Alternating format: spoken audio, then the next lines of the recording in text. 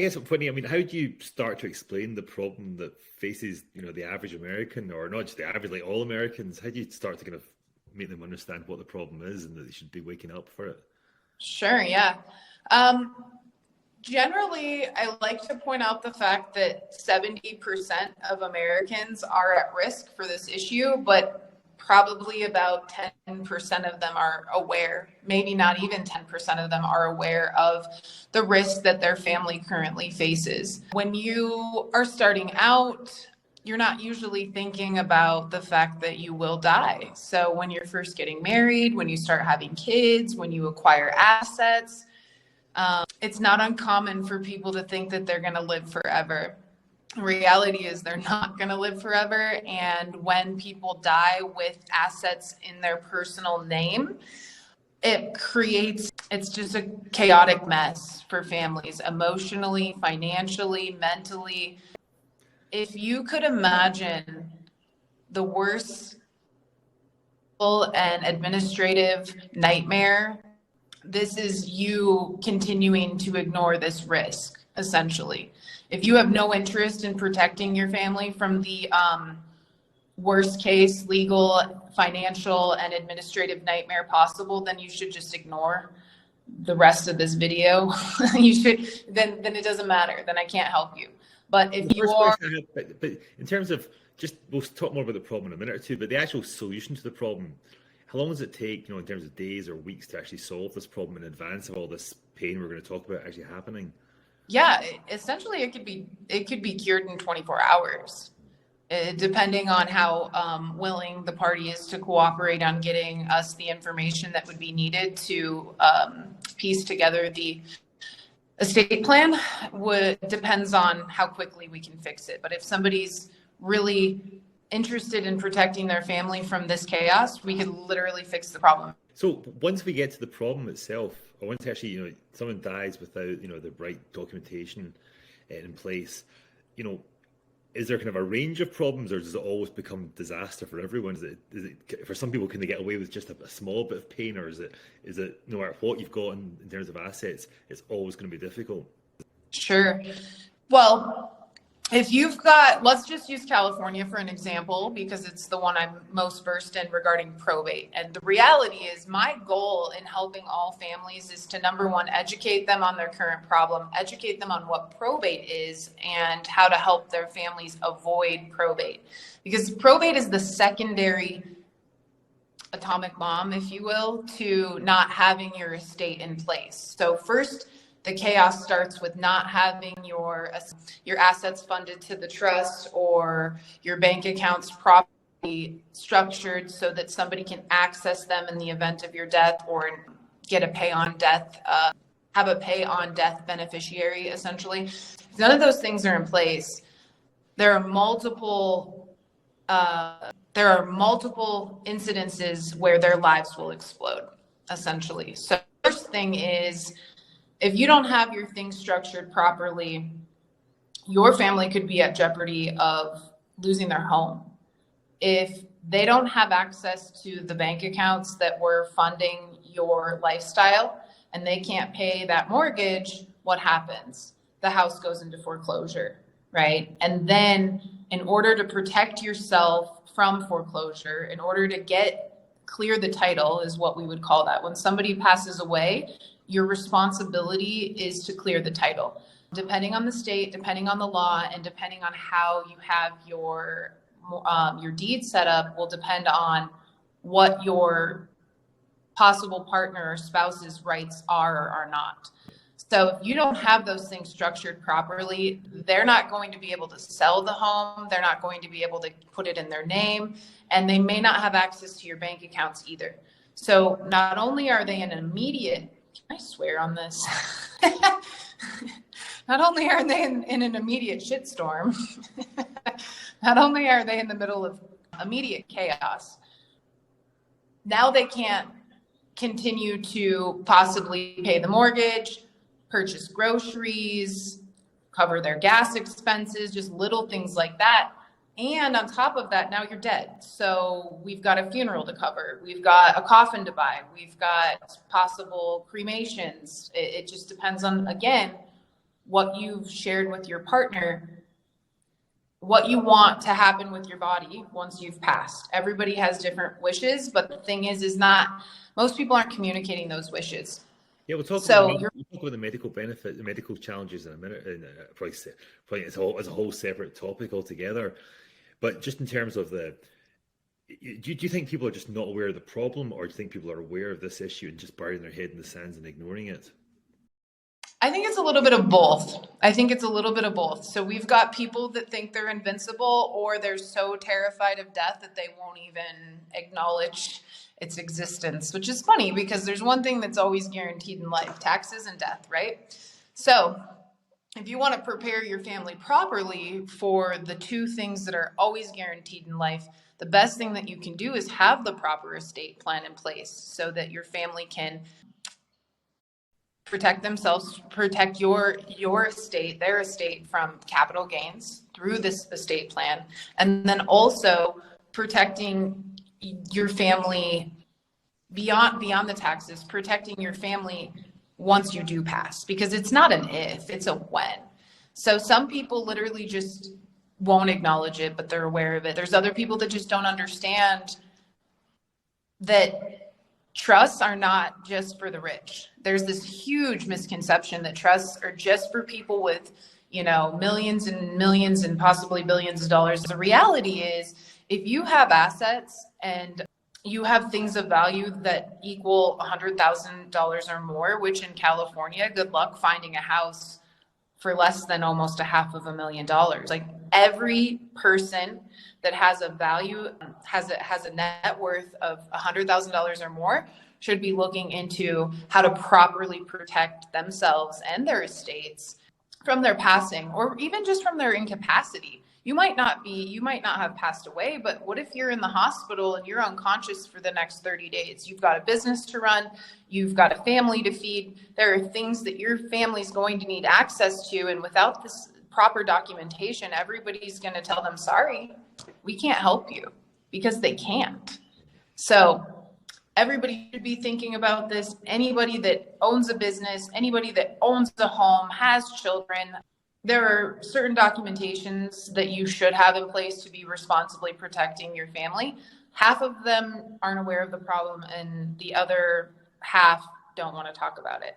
So that's kind of where I come in. I try to make everybody feel as comfortable as possible through the process of talking about some things that are probably arguably going to be the most uncomfortable. This will be probably the most uncomfortable conversation some of you will have, but the reality is it's the most necessary. You need to be sitting down with your partner or your spouse or the people that you want to be your benefactors of your estates, of your estate.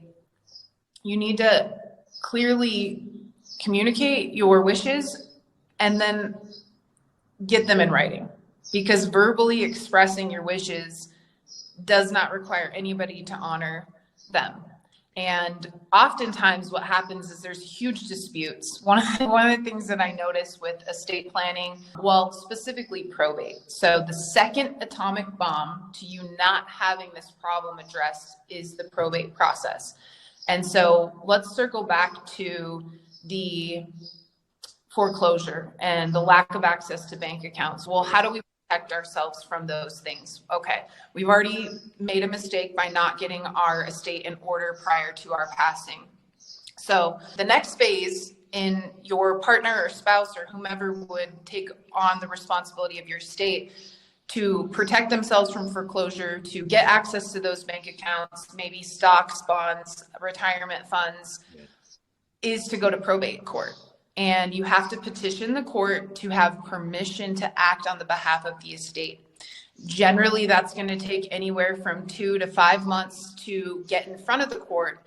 And then hopefully the court will grant you what you're asking for. Most of the time they will. If there are disputes or there's a competing petition, maybe they won't, and maybe it will drag on. And if your house is in foreclosure, you've only got a certain amount of time to act before that mortgage company comes in laughing all the way to the bank to revoke that property and put it on the market for them to profit. So the probate. from the stage, so the trigger point is obviously death. You're saying that the earliest that they can go through the probate courts is 2 months, and sometimes it's up to 5 months. Yeah, so let me just be clear here. Specifically, the fastest I've gotten a case into the probate courts was about 8 weeks, and it's a very rare outcome. Generally, it's about 3 to 5 months. That's what my cases average. It depends on the backlog. It depends on what judges assigned to the case. There's a lot of different factors. So let me be clear here that the 2 months is very rare, very uncommon, and you're going to want to plan for at least 3 to 5 months before you've got that court order in place. So long as there's no disputes, no competing petitions, XYZ.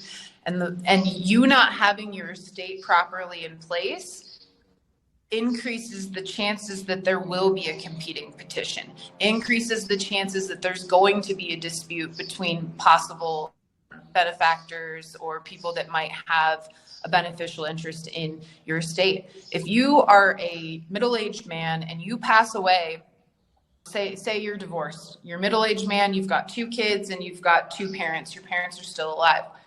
Technically, without a will and without an estate plan without the estate plan in general, there's nothing that can be done. But even with a will, if you only have a will, you're still going to go to probate. It's just going to tell the court how to distribute your assets, how you specifically requested. But there's no way around probate if you do not have a trust in place, essentially. Furthermore, in order to protect yourself from still landing in probate while you have a trust, you must fund your trust. So you need to put the things in there. You need to take the things out of your name. So we've got our real property over here in, say, Oceanside. We need to take it out of our physical name and we need to fund it over here to the trust. And now the trust controls the asset. You are assetless, but you control the trust that holds the assets. So that's the solution that's the 2-step process in forming a trust to continue to have it be effective and to avoid probate. 1, create the trust. 2, fund the trust. The other thing is this is not, I think when we were doing the research like a couple of months ago, one of the facts that came out was like 20% of men and 12% of women die before the age of 65.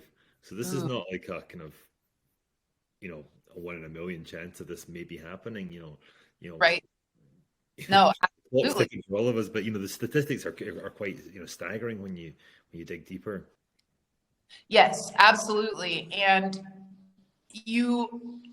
it's interesting to me what I've been running into a lot with the different families that I've been helping is that even though they're getting a little older, they're still not thinking about the repercussions of not having their estate in order. And beyond having a trust, there are other documents that you should have in place to give your partner, your spouse, a trusted party, the right to act on your behalf in the event of your incapacity, in the event that you have a medical emergency. Somebody needs to have the legal authority to advocate on your behalf, number 1. Number 2, they need to know what to do for you. So if you've never told your partner, I don't want to be resuscitated, or I want my life prolonged, even if I'm in a vegetative state, if your partner doesn't know those things, literally it could be the difference between life and death. I mean, quite frankly. So, for example, my husband and I were having this conversation last year, and I personally am like, please don't prolong me. Let me go. If I'm gone, like if I'm mentally gone, but I'm physically stuck here, just let me go. And he's the opposite. He's like, no, if I'm breathing, then I've got a chance here. So you just let me stay put. And I personally would have done what I thought was best in that moment had we not had that conversation. So if it's important to you that your wishes are honored, you have to express those wishes and they have to be clear. And part of making sure that they're clear is that they are in a medical directive or a power of attorney. So let's circle back to being incapacitated. Say you go into a coma for so just to be clear, if you're the spouse of someone who's been incapacitated through whatever medical emergency, that doesn't give you automatic rights to say do not resuscitate or prolong the life or whatever. You don't have that automatically just because of your marital status. Precisely. If there's nothing in writing saying do not resuscitate, the hospital will resuscitate. Their goal is to make sure that you are alive, right? Yeah. Regardless of what your vegetative state may or may not be. So yes, that does not automatically give them the right to advocate for what they wish. They've got to show legal authority to do so. And so similarly, so that's the medical things. So from a financial point of view, just because you're the spouse doesn't give you access to the bank accounts. Just because you're the spouse doesn't give you access to the business to run the business. Just because you're the spouse doesn't mean that you can buy or sell whatever assets they've got. Right. Well, and if you look at, let's use the business for example. A business is an entity of its own. And so just because somebody's married to somebody that works for that entity, that doesn't give them legal authority to go in there, access the bank accounts, pay the bills, do payroll, make sure everything continues to operate. That needs to be in the operating agreement. If that half of the partner, we've got to start with the operating agreement. We've got to look at what the entity calls for. And then also, if we don't necessarily have that into the operating agreement, but you fund the business to the trust and your partner is the co-trustee, that gives them automatic ability to do whatever they need to do to continue to preserve the estate, essentially. But most times, people aren't funding their businesses to their trusts. So one question here. So for me, the trigger point for anyone doing this should be as soon as you're married. One of the key trigger points in your life. As soon as you're married, this should almost be like the first thing you do after your civil partnership or your it should almost be a gift to their kids or something, right? Or like every couple's gift to each other. That is definitely a trigger point. Marriage, a new child, maybe you come into a significant amount of money, or your business, if you're starting a business, I personally think it should always be funded to an entity beyond yourself, because the reality is we start businesses to make sure that they can grow and that they stay profitable and that they continue to nurture our family or the goal that we've set out because we've launched this business. So you should absolutely be thinking about how to ensure that business can continue to operate without you being here, without you being conscious, essentially. And so, that's kind of where the business aspect comes into play. And the other thing that is really important.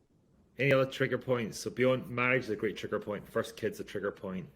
Any other trigger points that people should be saying that this is a time to coming into significant amounts of money or assets? Yeah, 18 could be a good trigger point. Technically, you're a legal adult at that point. So your parents can no longer advocate for you medically or power of attorney wise. Even if you've got a good relationship between your banks and your parents started that little account for you, whatever, unless they're on that as a joint owner, they can't continue to make those decisions for you. So 18 is a great trigger point if we want to get frank here, because an estate plan isn't just about a trust, right? An estate plan is also about having a power of attorney in place with somebody you trust, having a medical directive in place with somebody you trust, being clear. The reality is some of us are going to end up with Alzheimer's. Other of us are going to end up in the hospital in a vegetated state for a certain amount of time. And it's important for your family to know what to do when that happens, because somebody will be making that decision for you if you're not making it for yourself, whether you're 60 or maybe 25. We just don't know how long we actually have here. So it's not uncommon for people to think that you don't need this until you're 60 years old. That's not true. That's not true at all. And like you said, 20% of men and 12% of women are going to die before they retire. They're going to die in their working years. So it's important for people to understand not only is your family at risk, but you're also very undereducated. And I want to make sure that you've got the information that you need and you have the solution right in front of you to fix the issue within 24 hours if it's important to you.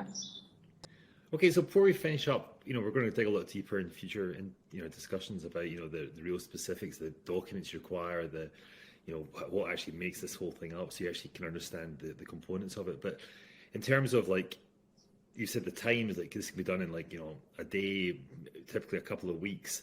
Is there anything else people need to prepare for before they have that first conversation with you and to get started with the process? I don't think that there's anything specific. The only thing that they need to be prepared for is to be able to face the conversation. I challenge anybody that has a family that's 18, that has assets, that's a business owner, that's a executive for a large team.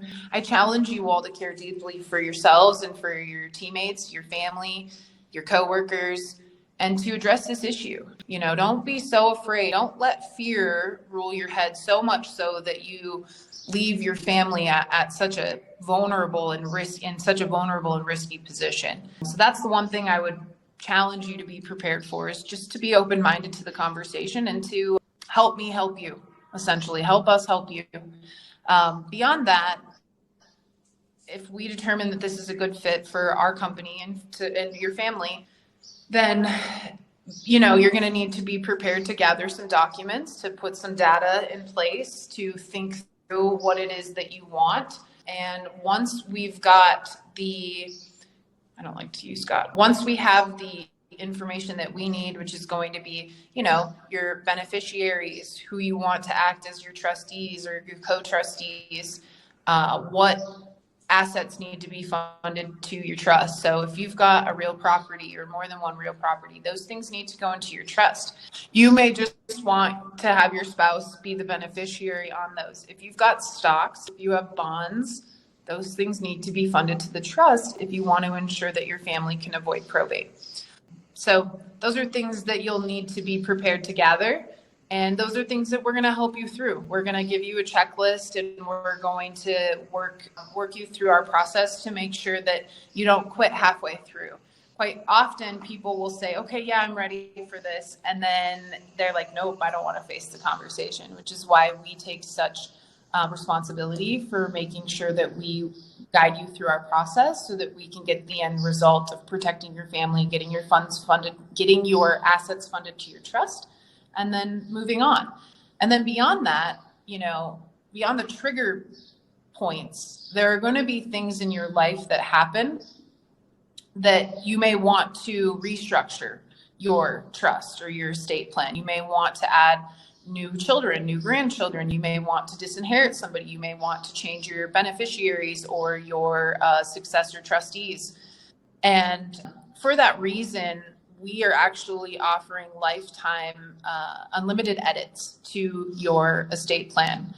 So through our subscription program, you can come back to us at any time and make any changes that you would like. And essentially how that process works is you establish your original trust, and then you make an amendment to it if you want to make changes. So we're here to support you through those changes every step of the way. So from now until your last day, until somebody has to take over this trust on behalf of your family because you've passed on, we're here to support you through that. We're here to support you through your life changes. And we're really excited to make sure that your families are safe and protected from this risk.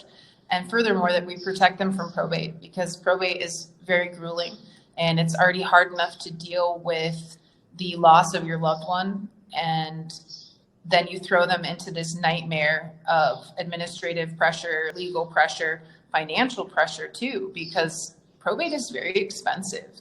It's usually based off of the percentage of the value of the estate. So, for example, a $500,000 estate is likely going to incur around $20,000 of legal fees between the time it starts to the end of it. And there are other expenses that may come up that we're not aware of until we get in the middle of it. So a lot of times people do end up losing their assets, their partner's assets or their homes or whatever got left out of the trust because they can't afford to probate the process, right? There may not be cash in the estate. There may just be assets. But if the assets are tied in your partner's name, it doesn't matter. They're still stuck where they're at.